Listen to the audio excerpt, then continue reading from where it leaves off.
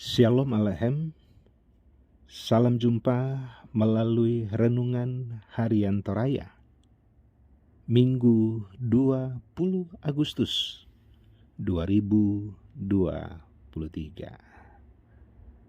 Sobat Rehat yang dikasihi dan diberkati Tuhan Yesus, setiap hari, di mana-mana bahkan di bawah kolong langit ini, ada banyak wajah-wajah yang sementara mencari keadilan.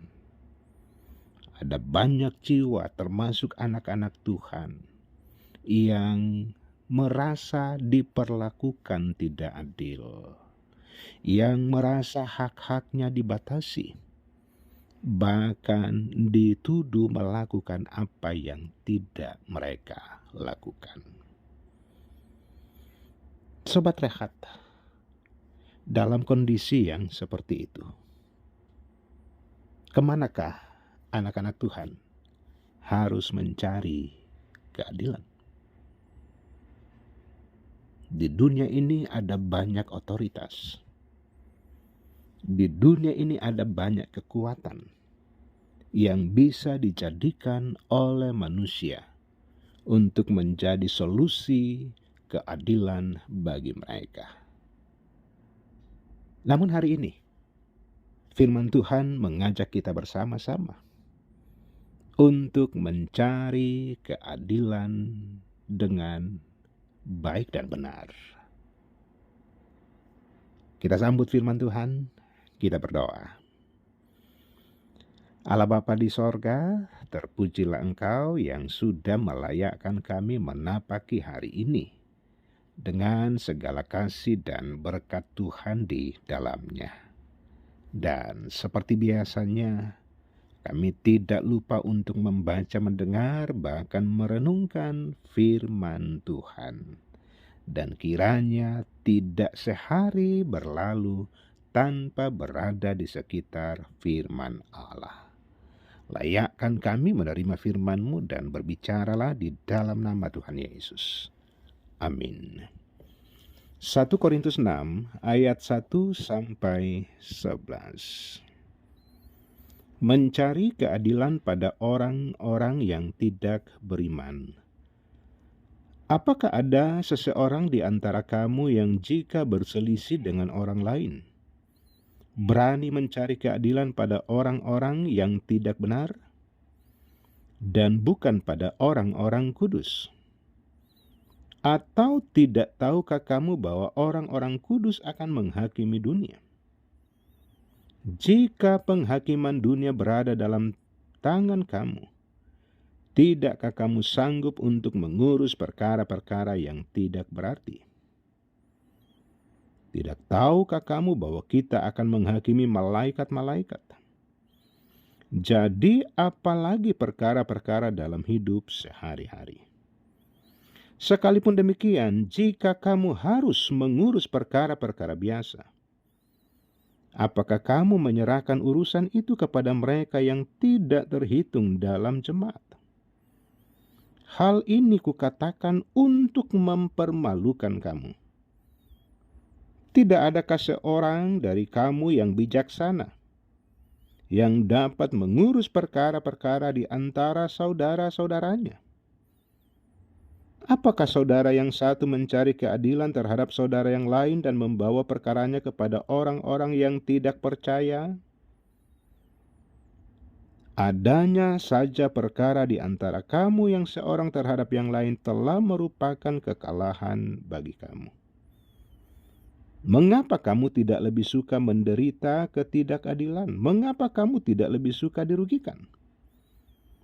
Tetapi kamu sendiri melakukan ketidakadilan dan mendatangkan kerugian bahkan terhadap saudara-saudaramu.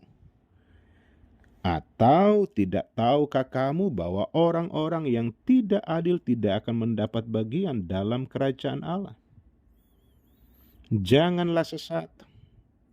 Orang cabul, penyembah berhala, pesina, laki-laki yang dituduri serta laki-laki yang melakukannya, pencuri, orang tamak, pemabuk, penfitnah, dan penipu tidak akan mendapat bagian dalam kerajaan Allah. Beberapa orang di antara kamu memang demikian dahulu. Tetapi kamu telah dipermandikan, kamu telah dikuduskan, kamu telah dibenarkan dalam nama Tuhan Yesus Kristus dan dalam Roh Allah kita. Amin. Mencari keadilan. Sobat Rehat, sebuah pertanyaan sederhana. Masih adakah keadilan di dunia ini? Jika masih ada, di manakah akan ditemukan? Pertanyaan-pertanyaan seperti ini masih relevan di tengah dunia yang syarat dengan ketidakadilan. Bahkan di pengadilan sekalipun, teramat sulit untuk mendapatkan keadilan. Surat 1 Korintus 6 ayat 1-11 memberi penjelasan tentang upaya jemaat Korintus dalam mencari keadilan. Khususnya ketika ada masalah yang terjadi antara warga jemaat. Pokok permasalahan yang terjadi bahwa mereka tidak menyelesaikan perkara tersebut secara internal, melainkan membawa kepada pengadilan sekuler, kepada kekuatan bahkan otoritas dunia ini. Bagi Paulus, hal ini merupakan kesalahan fatal. Seharusnya orang Kristenlah yang menjadi hakim atas dunia ini, bahkan atas malaikat-malaikat. Ada beberapa alasan mendasar mengapa Paulus melarang jemaat membawa masalah mereka ke pengadilan sekuler. Yang pertama, hakim di pengadilan sekuler akan mengabaikan nilai-nilai ajaran Kristen dalam pengambilan keputusan. Kedua, orang datang ke pengadilan termotivasi oleh balas dendam, dan tentunya bertentangan dengan iman Kristen. Dan yang ketiga, membawa perkara saudara seiman ke pengadilan sekuler akan merusak kesaksian iman orang percaya. Sobat Rehat, di kehidupan sebagai anak-anak Tuhan, acap kali kita mendapat perlakuan tidak adil. Dan mungkin saudara sendiri merasakan seperti apa diperlakukan secara tidak adil. Mungkin saja kita dicurangi. Mungkin saja kita dirampas hak-hak kita secara semena-mena. Tetapi firman Tuhan memberikan pencerahan kepada kita. Lebih baik menderita ketidakadilan daripada harus mempermalukan nama Tuhan dengan mencari keadilan dari orang-orang yang tidak beriman. Karena itu hendaknya kita bersikap bijaksana dalam menyelesaikan persoalan secara internal. Kalaupun akhirnya kita mendapat ketidakadilan, mari tetap hidup takut di hadapan Tuhan.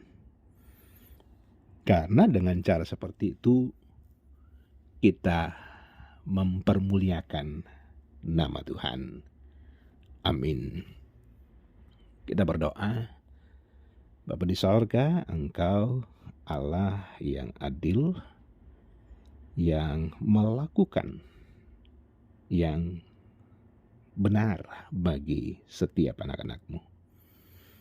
Syukur atas firman Tuhan di hari ini, bahwa sebagai anak-anak Tuhan benar kami tidak lepas dari perlakuan-perlakuan yang tidak adil.